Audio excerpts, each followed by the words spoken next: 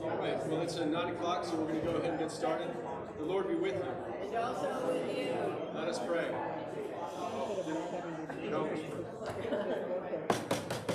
All right, we're going to go ahead and get started. Let us pray. Gracious God, thank you that you invite us to not be afraid. That perfect love casts out all fear. And many of us have grown up in a cultural fish tank that has kept death so sanitized and far away, and it breeds fear or anxiety. We ask that you would heal that within us and allow our faith and our worldview and our hearts to shape a new relationship that allows your love to flow through us and to those we love. We pray all this in Christ's name. Amen. Still not working very well. Probably you're not speaking right into it. Is that better? That's better. Okay. I think it's helpful if I speak right into it. Death is coming to the door if everyone will look over there. So I think it's really interesting. Psalm 90 says, "Teach us to number our days that we may gain a heart of wisdom." That there's this correlation between recognizing the sacred brevity of life and how that in right relationship cultivates a richer sense of living in the now.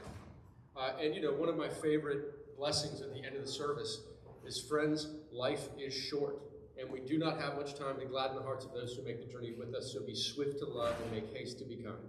And so it's this invitation to remember the sacredness of life and understanding death and our relationship with death, far from making us morose or morbid. In right relationship, it gives us a deep gratitude and appreciation for what is. It gives us a wisdom in how we choose to spend our time in our lives. Again, it's not to be morbid or abstract, but to reclaim death as a part of life. It gives us the ability to talk honestly about how our avoidance of death impoverishes our relationships, our spirituality, and our sense of peace. To reflect on both inner, spiritual, emotional, and outer practical logistical preparations for death. And in part, this grew for me because in my over 30 years as a minister, I've walked with a lot of families through death and been there at the bedside of someone who is dying or has died. And what struck me was how often I would be with these, oftentimes, people of faith, and there was simply an unwillingness and a denial of how to engage with death. Even after, if they were in hospice care and they would be not having any fluids or food, the family at times would say, "We're just going to pray, they're going to come through this." And I really think it was a fear of death that was being masked as faith. But what happens is it prevents people from engaging on a vulnerable heart level with closure. I can say this, even more than weddings, even more than births, some of the most sacred experiences of my life are with people who are dying or with the family of someone who's just died. It is full of mourning, it is full of grief and loss, and simultaneously it is so holy and so beautiful and so bonding and so sacred. And having a right relationship with death allows us to engage as we prepare for our own deaths and the death of loved ones with an open heart. And I always say this too, that when I'm with families who have just lost someone, we're standing in the hospital, that there can be, at one moment, we're telling stories about the person who's passed and we're all crying. And then someone will mention a funny memory, and 1 second later, we're all cracking up laughing. That's the capacity of the human heart, to hold all of this massive array of emotions at one time. That just because we're mourning doesn't mean there's not even love, joy, and appreciation. That the human heart has the capacity to hold all of those things together at the same time. Now, there's people that are in kind of that denial of death. There we go again. There we go.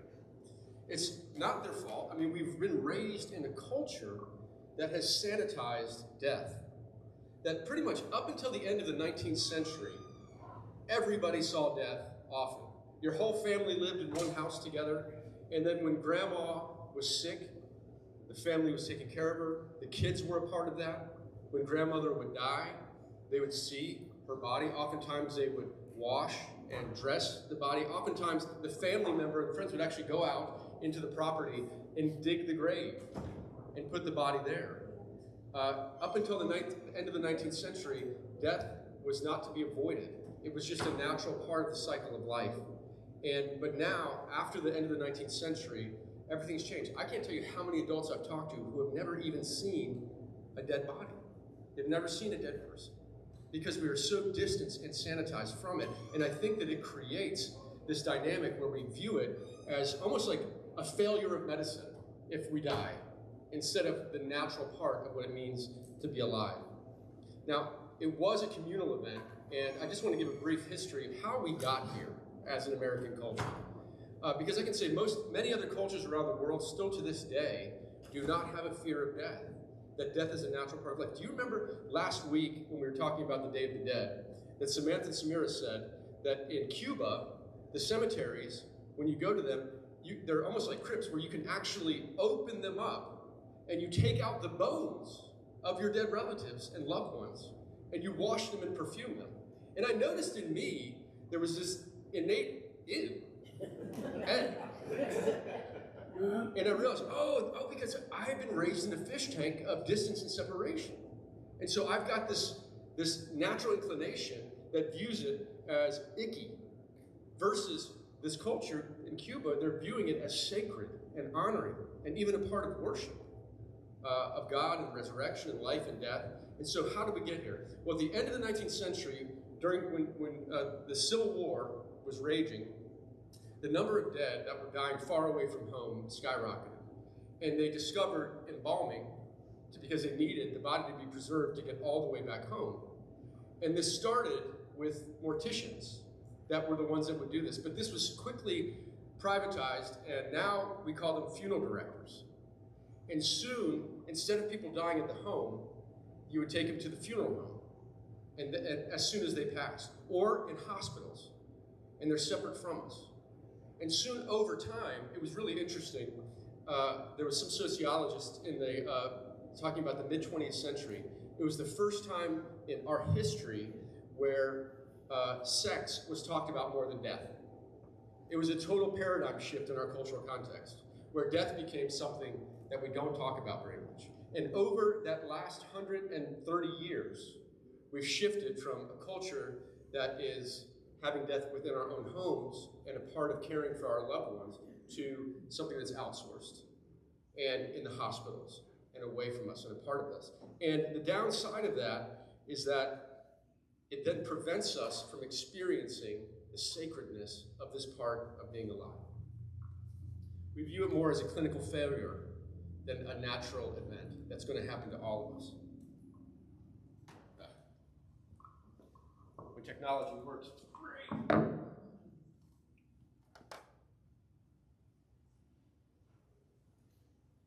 So when death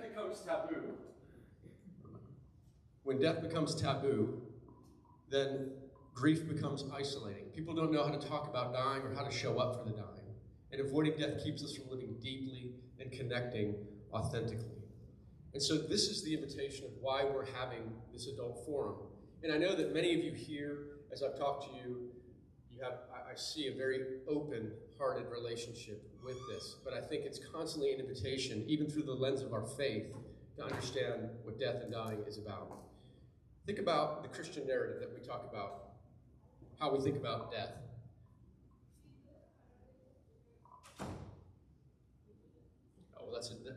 Okay, we'll get to the Christian narrative. I forgot about this slide. So fear of death makes it harder to talk openly with loved ones about illness, grief, and end-of-life wishes. I talked to my parents about this. Both of my parents worked for the National Security Agency. Pretty much they were spies, and they were professional secret keepers.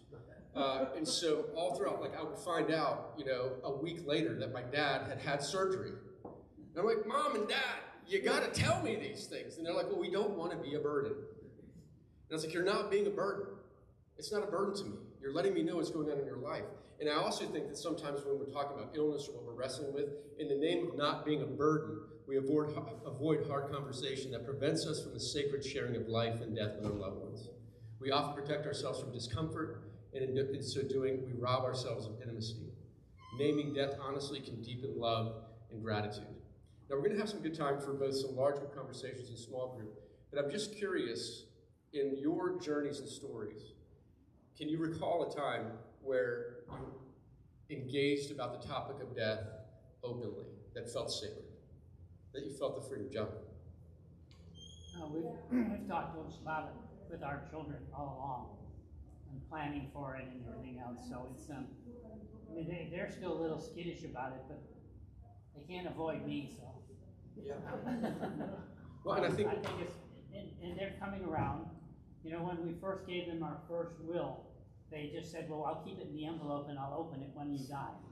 And now at least they're reading it, so we've made progress.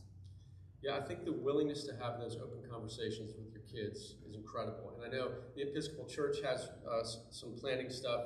Crowsdale, what's the name of the worksheet? No, it's not. Crowsdale has this checklist that's comprehensive. Death by design. Death by design. That is absolutely fantastic. It's everything from all the pragmatics to think through. And then just so you know, I also have a funeral checklist.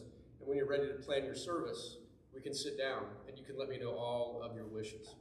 And in part, this interest for me grew out of, in my last church, when I was executive director of Second Breath, one of the programs we offered was by a death doula.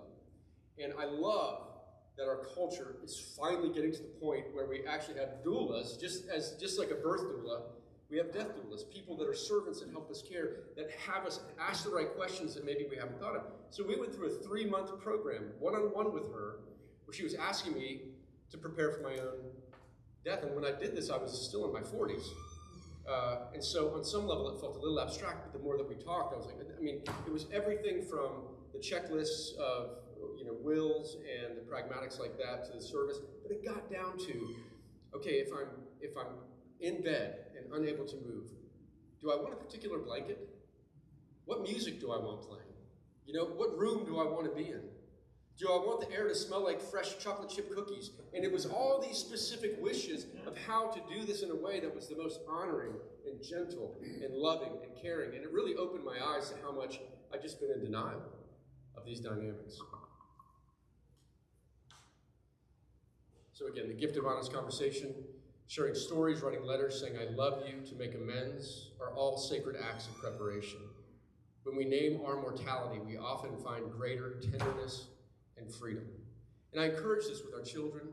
I encourage this with our loved ones to create space. Another thing that got me thinking about it the other day, I was with a friend of mine whose wife had passed away a number of years ago. And we were standing there, someone walked in and was talking about his wife who had died, and said, I'm so sorry that Lauren died. And when that person went away, my friend said to me, I can't believe that they used the word died instead of passed away. And I just thought that was so interesting to me, that death in itself was almost offensive in his paradigm. And it was a result, I believe, of our current cultural context. So in the Christian narrative, the incarnation and the resurrection remind us that death is not the opposite of life, but a part of it. That Jesus faced his death with awareness, love, and trust, not denial. And in the Eucharist, we proclaim Christ has died as a central act of faith, not as defeat, but as transformation. So within our tradition is the invitation to not be afraid of death, but to be aware of it and even open our hearts to it. As we talk about in this morning's sermon in the Beatitudes, I really do believe the crux of what it means to live the spiritual life is every day choosing to cultivate hope and love in the face of so much hardship, pain, and suffering in the world. That the natural inclination is to become, I feel it in me, that natural gravitational pull towards curmudgeonness, towards becoming grumpy, towards looking at the world and saying, it's all going to hell in a handbasket, what can I do? And you begin to feel powerless and helpless. And the gospel, again, is telling us over and over again, you're not powerless. That death does not have the final word, that resurrection is the final word, and that light and love will win. And it's the people that have metabolized that and chosen to cultivate that. People like Michael Curry. And I asked him, I had an opportunity to do a podcast interview with him. I'd love to share the interview with him because he's just incredible. But I asked him, how do you maintain this inner joy and love that radiates out of you in the face of so much darkness in the world? Because he's not just in Raleigh. This is when he was presiding bishop. This is when the Episcopal Church is being censured by the Anglican Communion because of LGBTQ rights. And in the face of all that, he was constantly responding with tenderness and compassion. And he said to me, no matter how dark the night, there is light if you look for it. And he said, no matter how dark the night, dawn is coming. And he chooses spiritual practices that he sits and reminds himself when he rests in God's light and love and presence and keeps his heart soft. Same thing we see with Bishop Desmond Tutu and other great people that have that hope and faith that love will win. But it takes work. It takes real work on our heart to cultivate that. It takes spiritual practice and it takes intention.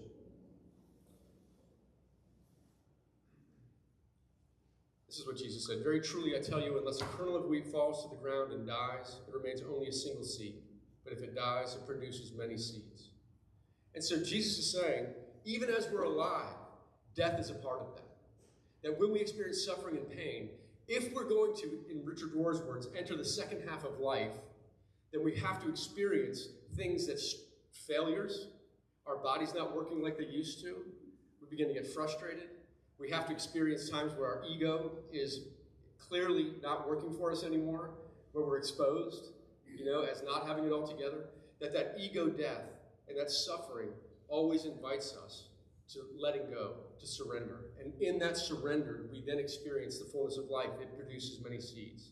It's the opposite of what the world says. Have it together, make sure that all your ducks are in a row, make sure you're powerful, make sure you're wealthy, make sure you look good, make sure you're rich, all these things. That's what leads to life. And Jesus says, no, it's the opposite. It's a surrendering of all those dynamics. It's really resting in love.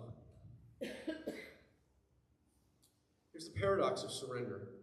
As Richard Rohr often says, everything that is not transformed will be transmitted. So here's the dynamic. In our lives, whether it's anger, whether it is the ego, if it's not transformed, it's going to be transmitted. If we do not process our grief, process our wounds, process the death of our egos, then far from being helpful, we become people that are not fun to be around. We become control freaks. We become power over dominant, or we withdraw and hide away. But if we allow the Holy Spirit to transform it, then we experience that fullness of life. When we face our mortality, it can free us from clinging and help us to live more fully in the present moment. Death awareness is a spiritual practice, letting go of control, releasing fear, learning to love without possession. There's one really interesting Buddhist practice called Tongue Glen. I don't know if any of you heard of it, but it's a meditation where you actually view yourself as almost like alchemy. Your body has the property of transforming darkness into light. And in this spiritual practice, you're literally imagining breathing in the darkness and suffering of the world, to almost take it out of circulation. And then in your heart, it's transformed as you're breathing light and life back into the world. And I remember when someone first explained this practice, we called it, just like we do with everything in the Christian church, we just rebranded it, this great practice from Buddhism. And we call it cross breathing. Just as when Jesus was on the cross, he was absorbing all of that darkness and taking it out of circulation and breathing out resurrection light and love. But the first time someone said, yeah, sit down and breathe in the darkness, I was like, yeah, no. That sounds terrible. I don't think, what if it gets stuck, But I did this practice, and it was so powerful that it transformed my relationship with the pain and suffering and with the darkness. Not to be something to be feared and avoided, but it's something that I could actually be a part of the transformation and healing of it in the world. And that's what I think having an open relationship with mortality does for us. Because that avoidance keeps us from connection. Again, it makes it difficult to talk to loved ones honestly about what's happening in our lives or their lives. All right, tangible steps towards readiness, advanced directives, wills, end-of-life wishes, and funeral planning. Like, for example, my mother, she's 88, my dad is 90. My mom has said one day my dad and her were on a trip to Edinburgh, Scotland, and they were at that castle right in the middle of town. And they said they were walking up after dinner just to check it out, and the sun was getting ready to set, and this lone bagpiper came out and started playing Amazing Grace. And she said it was so beautiful and so poignant. She said, Greg, for my funeral, I want two things. I want a lone bagpiper playing Amazing Grace. I was like, you got it, Mom. I don't know where we'll find one in Brevard, but we'll find a Brevard bagpiper. And she said, secondly, when you sprinkle my ashes in the church's scatter garden, I want you to pop a bottle of expensive Veuve Clicquot champagne and tell stories about me. And I thought, what a beautiful wish, just to honor. And as her son, for me knowing that's what she wants, and even now when I talk to her, we talk about it, or we laugh about the Veuve Clicquot, or it creates a space of connection. And it's so honoring for me as a son to know that when she does die, that I could do something that she would have felt loved and honored by. And the rest of the family knows that too. So far from that conversation of mortality being something that led us down this morbid trail, it was such a space of connection with my mom.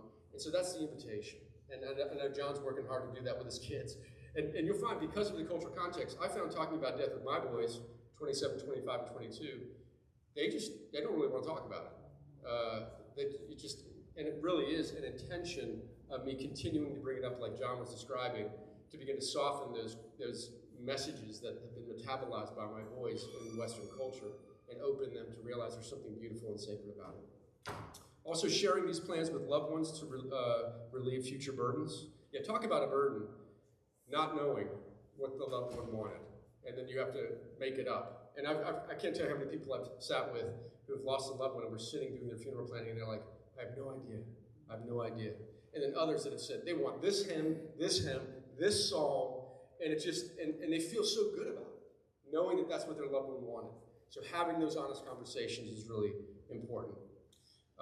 Also, one thing that my parents have done, very similar to that death by design, and even the Episcopal Church has one too, they sat down, we went through all their financials, they made sure that the bank that on their death, I have the passwords and websites to all of their financial institutions, all of their bills, all of those dynamics. So if my dad passes away first and my mom is not the most computer savvy, that I can take care of it. I know how to have access to everything.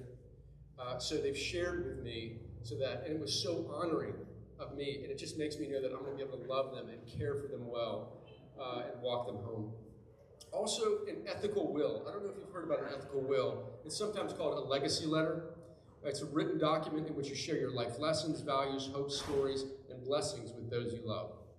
So, and I was just on a vacation with a friend of mine who is in his mid-70s, but he's doing this now. He's writing down the stories and the things that he has learned in his life, the wisdom. And he said he's a little concerned that no one's going to read it, that his kids won't really read it. But even for him writing it, it's cathartic in this process. And he's beginning to share them with his kids even now, these life lessons of what really matters. And of course, when a 75-year-old's talking to a 42-year-old, it's a very different season of life, but I really think there's something really beautiful and powerful in that process. Again, it's not a legal document like a last will and testament, but it offers spiritual and emotional inheritance. And so it's just letting your kids know what you've learned in life and how to hold that space with them. Some daily spiritual practices that encourage this. Daily gratitude and presence. Again, how do we cultivate an open heart? Practicing gratitude, there's so much science on it. Everywhere from Harvard to Stanford to Berkeley has research on the impact of gratitude. Even rewiring our brains, as I talked about a couple weeks ago. It rewires our brains to see more things to be grateful for each and every day. Contemplative prayer, centering prayer of silence. That is the practice of surrender. Centering prayer is the practice of surrender. And practicing surrender is critical as we experience the hardship and pain in life, whether it's the loss of a loved one, and we recognize we have so little control or power in that, or whether it's we as our own bodies begin to not work like they used to, that we surrender and embrace and open to it. And then remembering your own mortality as a teacher and not a threat. And as we do this, it's not always easy. There's times when I get, very anxious. I'm much more worried about my wife Andra dying than I'm worried about me dying. And a part of it is I love her so much. She's so my world. And I've never felt connected with someone like that I realize I feel this anxiety. And sometimes, those morbid thoughts, she might be 10 minutes late coming home, and I'm like, she's in a ditch on the side of the road. It's those intrusive, morbid thoughts that pop in. But I realize, far from trying to shut that down, what does it mean for me to access that fear? And what does that mean? It means I love her so much. But how do I make sure I don't block the flow of that love or try to self-protect? And it's just at every moment there's an invitation to allow mortality to be our teacher and not a threat. So the key takeaway is facing death honestly helps us live with more faith, more love, and more gratitude. That's really the heart of it. if we have a different, if we approach death without fear as a threat, but as our teacher, as a guide, then it leads to more faith, more love, and more gratitude. Well, before I turn it over to Jan, are there any questions? Yes. Please. Yes. I am an end-of-life death doula in training, Wow. so just experiencing the same thing you did with when I was in the school part of it, going through my own preparation. Very, very enlightening. I didn't expect it. My mind was blown. But one of the things that I think about is that clarity is kindness. And it's something that I strive for in my life all the time, not just in my death or anybody else's. Clarity is kindness, just those simple things that I think sometimes. And also then too, I'm finding that if I stay curious and inquisitive, that my anxiety is lessened when I have moments of the fear, like somebody's dying or what happens when I die. If I can get into a contemplative place of curiosity, my anxiety is lessened, and it helps to actually then be in that moment. Yeah. And I truly appreciate this too, because I had a friend die last night, and I got to do some Hamlin meditation this morning for her 5 children, their pain and their heartbreak. And you mentioning that was a period of some Thank you for sharing that. And I don't know if you heard everything she said, but one of the key points was clarity is kindness. Like my mom giving me the specifics of what she wants or those kind of things, that clarity is kindness and loving. And she also said that when she's feeling those pangs of anxiety or fear, whether it's the loss of a loved one or something like that, that instead of pushing it away, because a lot of times we have this knee-jerk reaction of, I don't like that feeling, get away from it. But instead, she says, remain curious. And if she's curious about getting that contemplative mindset where you're kind of curious about what's happening on the inside, that she felt her anxiety really decreasing. And I find that too for me, that if you try to fight anxiety, it's kind of like watching my kids trying to fight the waves at the beach. The waves are going to win every single time, but fighting it is useless. But I think with that curiosity, instead of pushing it away, it not only lessens the anxiety, we realize it's just an emotional state that's flowing through, but then we discover kind of the anchor chain down of, at the bottom of this anxiety is love. At the bottom of this anxiety is my heart being open for someone else. And we actually discover something rich and beautiful if we're willing to be curious and sit with it and not push it away. Thank you so much for your comment. Other comments or thoughts? Jen? I got nothing.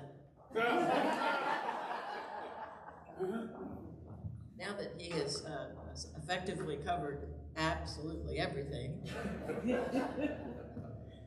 which I really appreciate because it's nice, it's much easier for me.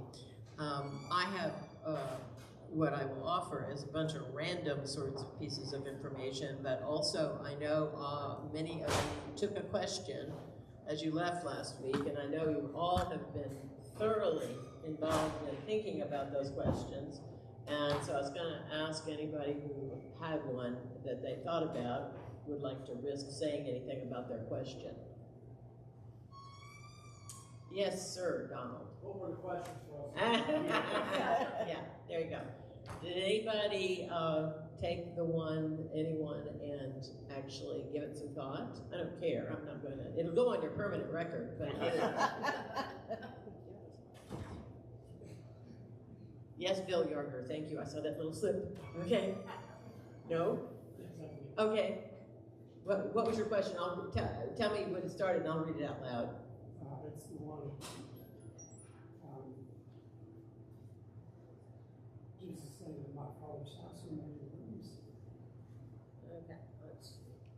Okay.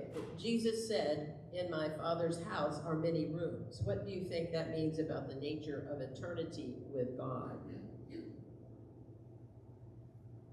Nice light question. Let me read it again. Jesus said, in my Father's house are many rooms. What do you think that means about the nature of eternity with God?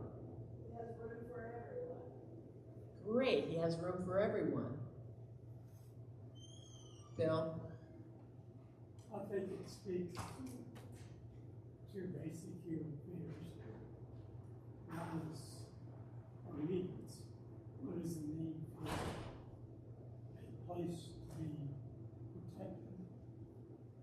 And another is fear of being alone. I think it's a metaphor that Jesus uses to try and reassure us that those fears are recognized. It is very similar actually to the compliment there. It is in thy grace grant us a holy lodging. Yes. Peace of the place. I think it both speak to this innate need to know that we have a place where not only we're going to be protected, That we're not going to be alone. we're safe, we're protected, we're not going to be alone, we're going to be cared for. Thank you. Anybody else going to risk their question? Hi. Well, I'm new, I didn't have questions or whatever, but I just wanted to say that when my mother passed away, she's been 18 years ago, she had her complete funeral planned out. Every song she wanted to be sung, and that was the scripture that she had for funeral. Nice, nice. Thank you. Thank you. Well, let me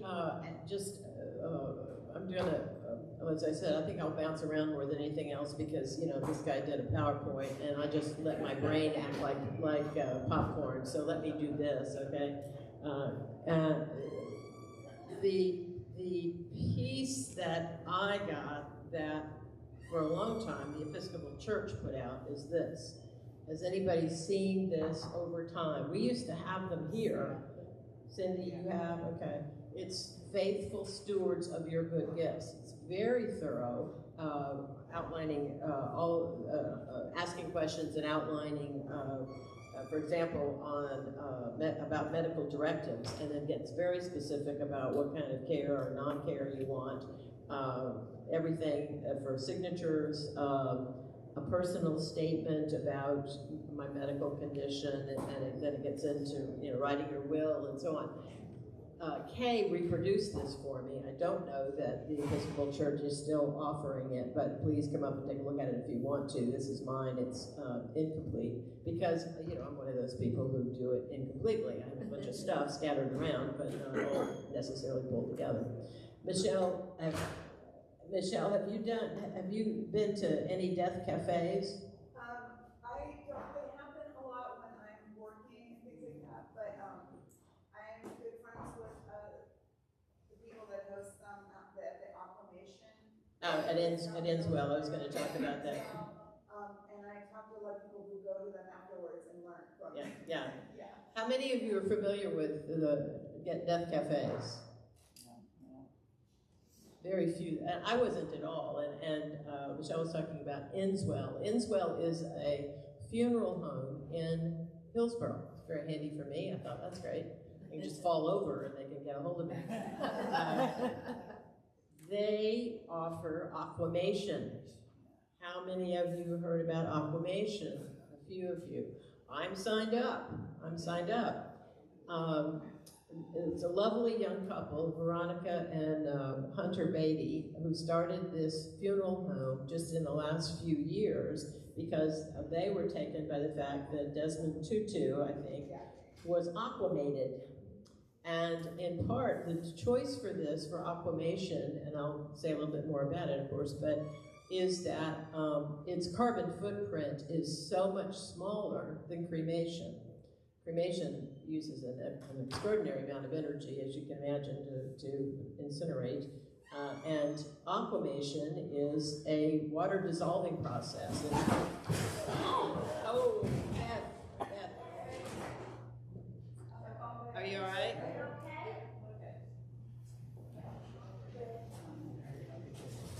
Beth might have been an example immediately. We could have, you know, worked off of her.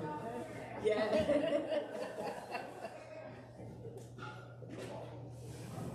Good idea, but okay. So The description at Innswell is aquamation is a water-based process that uses a solution of water and alkaline, that's it, to gently break down the body, mimicking the natural decomposition that occurs in the earth. And it takes about 6 hours altogether for the body to be dissolved. It is an alkaline solution, and so interestingly enough, the water treatment plant in Hillsborough is tickled to death that that's what it is, because they are always having to use alkaline solution in part to treat the water at the water treatment plant. So it's a win-win. I mean, they're not doing any kind of harm to the environment, and you are left with what is called aquamains, and it's like a white ash, and there are bone parts. So you still have something, just as you would with cremation, but it is a much more benign way of having this material vessel disappear. They walked me through it, I walked around, and when I went into where it actually happens, I said, because of my age, I said, this reminds me of an iron lung from the polio treatment days. It's just a very large kind of submarine-looking thing, and it's at an angle, and the body is put in there. And they, like Greg was talking about with his mom, they ask all these questions about how you would like, if you want your funeral service there, then what you would like present, if you're into essential oils, if you want a certain kind of music, if you want some time with the body by yourself, all very, very, if you will, user-friendly. They're online, ENDSWELL, Innswell is one word, and you can read a great deal more than what I'm offering you, but it was very appealing to me as a much less dramatic way to do my body. Yes, ma'am. Nancy? There is also now a conservation cemetery called Bluestem in Cedar Grove, and it's an incredible place. And that's the green burial sort of thing, or what else? No, you're buried there initially, okay, but they're also turning the property back to the land the way it used to be, as far as there's prairie area, there's woodland area, but especially the prairie area is being restored to plants that are naturally there. Okay. And in the woodlands, they're doing things like getting rid of invasive things like, I'm going blank on the name of it, but it's in Cedar Grove? It's in Cedar Grove, okay. And it's a beautiful place, and it's open from dawn to dusk. They have hiking trails. They have a chapel. There are all kinds of things that are going on there. Bluestem, and I imagine they're online too. Yes, yeah. they okay, are. So you could probably go to their website. Michelle? And I was just going to say that when Greg talked about how families used to dig a grave and place it, Bluestem, you can do that. There's lots, there's lots of options for family and loved ones to actually participate. Right. Yes. In the whole process. Yeah. It's really lovely. Yeah. So there's a major resource. There's also green burial cemetery in Greensboro, I think. Am I right? We're in a hot spot of Active. changing, hopefully, the culture of what is going on. Hunter's one of our best spokespeople. Yeah, and they are happy to talk with you, answer questions, meet with you, and so on. Also, let me talk about Death Cafe. I was sitting there talking with Veronica about my contract with them, and they were outlining a couple of things, and then she said, we also host Death Cafe. Death Cafe, wow, that sounds fabulous. I was really immediately intrigued, and I thought, oh man, and I was imagining 8 to 10 people, show up and, talk about death and dying. Well, they average, there are at least 5 death cafes in Orange County that meet monthly. It's an international organization. Again, you can Google this, look at the website. If you're in London, you can find out when the next Death Cafe is meeting.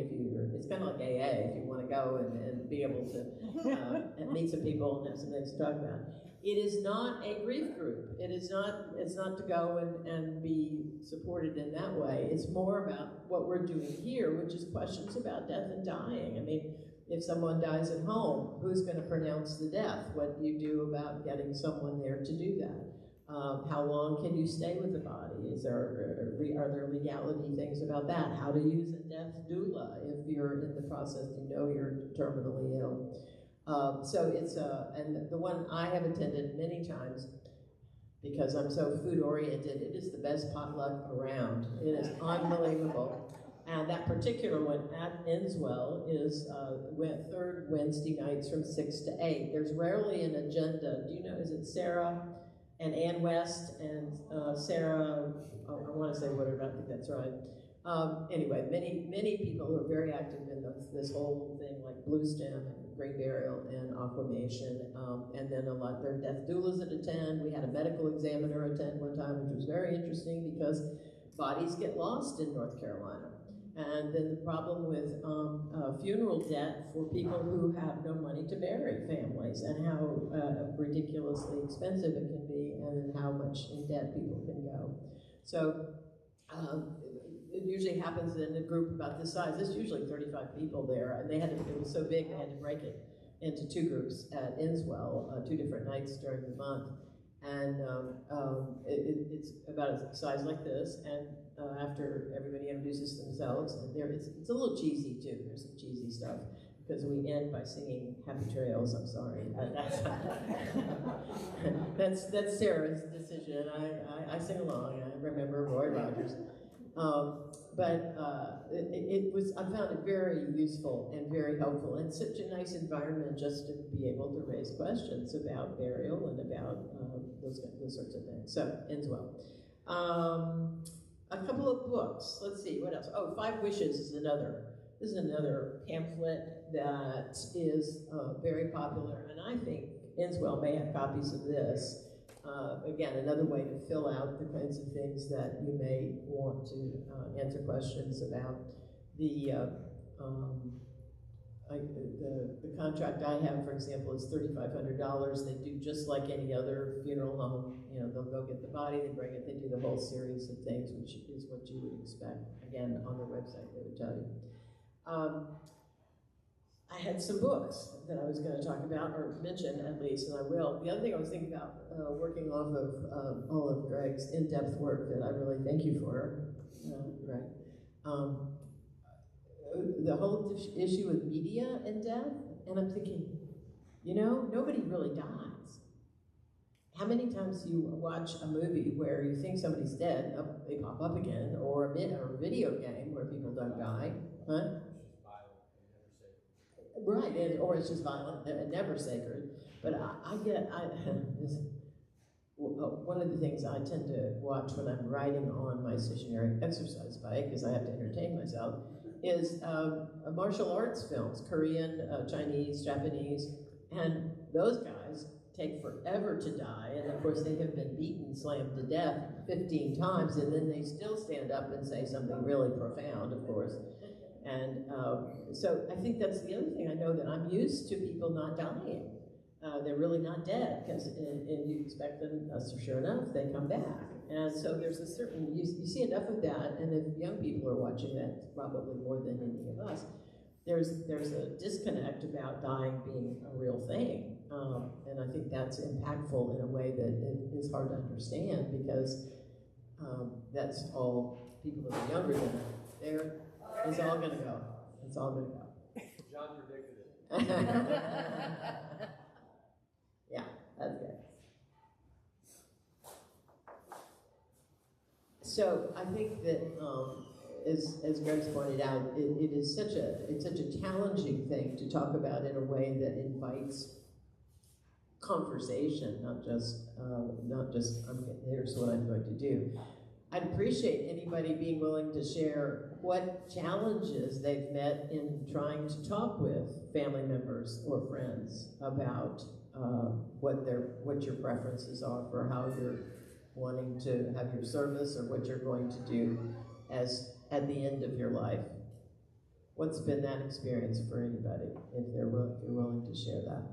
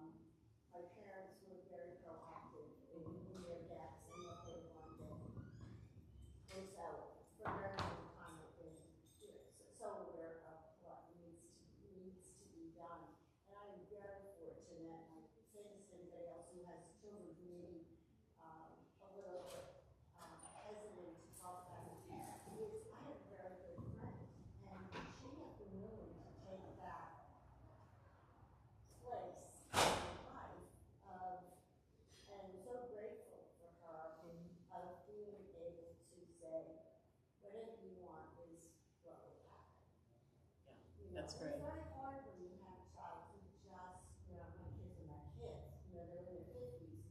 But it's hard when one says, I can't handle this, I just can't. Right. How familiar is that for some of the rest of you? No? Everybody else has had great experiences. Good to know. We couldn't hear her. She was making a distinction between her two sons, one of whom was willing to discuss and talk with her about her wishes, and the other that absolutely doesn't want any opportunity to talk about those things and make that clear, have that clarity. So nobody else has done any talking, is that it? That's right. Ah, okay, got it. We've done some talking, but our children have been receptive. I mean, they've even encouraged us to write things down and Great. get things in order. So. Good. That's great, Sue. That's Sherry. That's great. Sherry? We need to do more. Michelle and her sister need help with the caregiving of my kids. Yeah. And there were minimal wishes there. That we're talking about. But we have talked about it. I'd like to have more conversations with now, but I try to tread lightly. Yeah, because again, it's really, the challenge is, it's really interesting how difficult it is to, say, well, gee, this is what I want. I'd love to have Appalachian Spring played as people are coming in. I mean, that's just such a beautiful piece of music. I don't know who's going to do that for me because, but I have those things written down. So the stubbing your toe on these conversations is, I think, more normal than anything else. How many of you would raise your hand and say, I've got everything pretty much in order and the people in my life pretty much know what I want? The Willards, okay. Mary does. Okay. Yeah, okay. So the rest of us are really reluctant to do it ourselves. What does I'm that in mean? the process of getting it written down. Okay, yeah, okay. Yeah, I'm in the process of writing things down too. I've talked to my attorney about different things and what the legalities of certain things are and what is not arguable. If it's written down, that's what she wants, boom. And so I've got that covered, and the people that seem to be a little bit concerned in my family, I just say, well, it's mine. It's my death. I own it. And it'll happen when it happens, and this is not what I want, and this is what I want. And you've written it down. Yes, Yeah. I'm in the process, I've got a journal, Yeah. and he said that just writing it in a regular journal like you buy it anywhere, writing it down, signing it, dating it, those are legally binding. And you're hopeful that somebody will read it. Oh, no, my niece, I have those things in place as well. Okay, and so that's one of the points is that you have to, I have an executor who would be my son's age if I had a child. Yeah. Because all my friends are my age.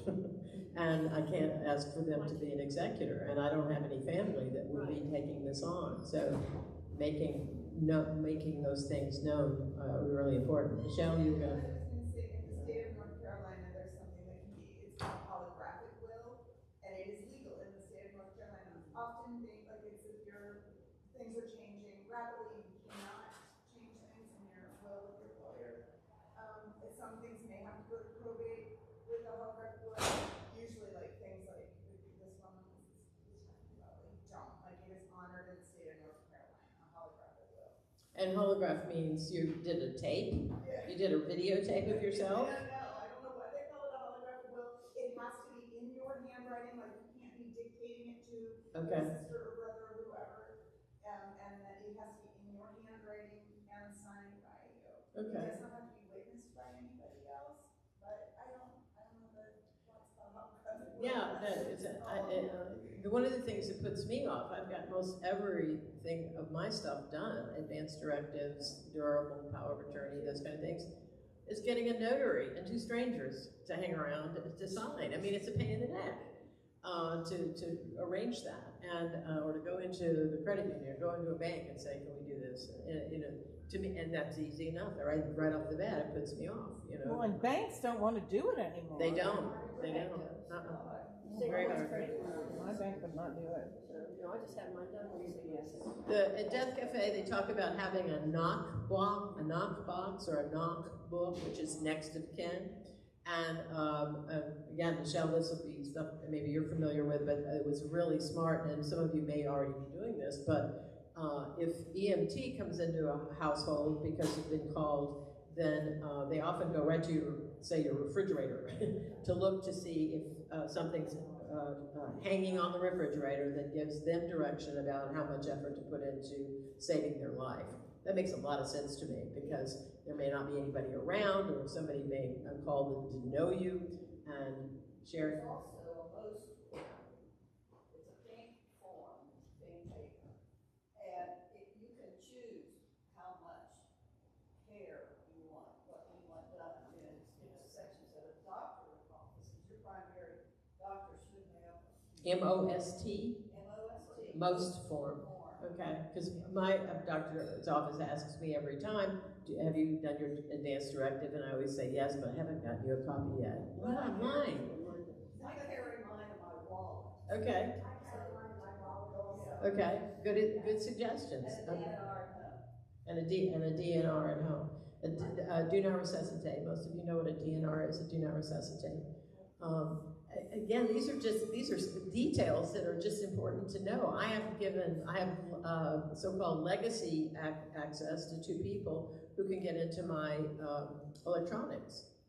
Because how many of you really have anybody who knows your passwords or knows how to get into your electronics?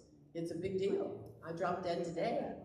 Nobody's going to know how to get to my bank account or whatever unless they have been given, and I have it, it's in with all my will and so on, who those people are and how to access electronics. Because most of us are keeping some records, obviously, online. So very helpful, I think, in that way. Oh, there goes death again. Just walks through, see how usual it is? It's just a very daily part of what we're doing. A couple of books. I was gonna, anybody know about The American Way of Death? Do you remember that being written probably back in the 60s? Jessica Mitford. She did a great, she's British, she's one of the famous Mitford sisters, for any of you who are into British, interesting people. She's one of the 6 Mitford sisters, and but she was in and out of the United States. She did the first really major expose on funeral services in the United States, and called The American Way of Death. I'm pretty sure it was in the 60s. That was very popular. I'm gonna in my head know who probably has already read this. Anybody read The Denial of Death by Ernst Becker? I'm looking at you, Billy Yarger. Anybody else? It's a slog, but for those of you who have really a lot of interest in the psychology of this problem that we have about denial of death, it's an extraordinary book. It's been in print for 100 years practically, but he's a psychiatrist, and it just was so helpful to me because the paradox of death is, on the one hand, we're talking about accepting it and surrendering to what we know and so on, and being aware that we're going to die, that we're mortal, and the other is that we don't want to know it, don't talk to me about it, it's not going to happen, and I'm going to live forever. And what a weird trap to be in. And he does a brilliant job talking about that particular paradox of we can't spend our entire life worrying about dying because we won't have a life. By the same token, we can't spend our time ignoring it completely because then we leave a mess behind us. And to me, from a spiritual standpoint, being a good steward of these resources, and particularly because I don't have children, I don't have siblings, I don't have parents that are still alive, about the only people I've got are cousins who don't live in North Carolina, I want it to be pretty straightforward when I drop dead. That there's information available that people can make some decisions based on what I've left behind. One last thought, because it's not 11 o'clock, it's 10 o'clock. Were you talking about somebody writing down stories or sort of the legacy stuff? I thought, again, I may be absolutely with no one who knows me, So I've been making notes like crazy to give to my my assisted living caregiver to say, ask me questions about this. Ask me questions and remind me. And I sort of wrote it out. I said, Jan, this is Jan at 70, whatever it was when I was writing it, to the Jan you are now. Get somebody to ask you about being in school overseas. Get somebody to ask you about the time you were clowning. Give me, and because nobody's going to know those things, right? But it would be a nice thing to have somebody ask me those questions. They wouldn't care whether they get the stories or not, but it would jog my memory. Bonnie? So, on that, my daughter-in-law, this was 2 or 3 years ago, as a Christmas gift, and I was not happy with this, gave me this, I think it's Storyworth. I think that's what it was. So, every week I would get emailed a question about my relationship with my children, some story about them, Right. a specific question, or about childhood, what like made me happy in the story. It was like, I didn't mind, once I did it, I enjoyed it, but I always dreaded the next week. What are they going to ask me this week? And now I'm going to have to sit here and think about this. But at the end of the year, she put it all, they combined it, I mean, I don't know if it cost Wonderful. $100, whatever, but it's in a book. She gave that book to both my sons and to me. So, Yeah. you know what? And I felt the same way. Are they ever going to read it? But it's there. One day they may read it, And what a wonderful, I think that's a wonderful gift. And I think those are, and the questions that get asked, it sounded like you were feeling harassed, Bonnie, about answering these questions. But how wonderful to be able to have those, because I know there are things, I have things that my mother had left that I can read about and so on, but for the most part, to have it in that form would be such a gift to later generations. It really is important. So, and I don't think, those questions are ones we don't like to think about sometimes, depending on what our life history is. So those are gifts that we may want to give to our children or the people that are left behind who would really appreciate it. One last thing, Sherry, because I'm about to go. Yes? Is that, Michelle did that for me, and, it was called Storyworth. Yeah, Storyworth. Storyworth. I'm still working on mine. Well, good luck. I'm still working on it. Okay, go ahead. Any final comments or questions? Mine was much less organized than Greg's, and I apologize for that. But not so much, because this is the kind of way I do things. So, I've got a thought, just one. Yeah. You're hearing me blather on often, but just one more thought on the relationship between our faith and death, and then how that actually invites us every day to cultivate this capacity of surrender and trust. But I remember my last parish, there was a young couple, loved him to bits, and she was pregnant, and the baby was completely healthy. And then this was a women's hospital in Greensboro. And then the day of the birth, something happened during the birth, and the baby died in the birth process.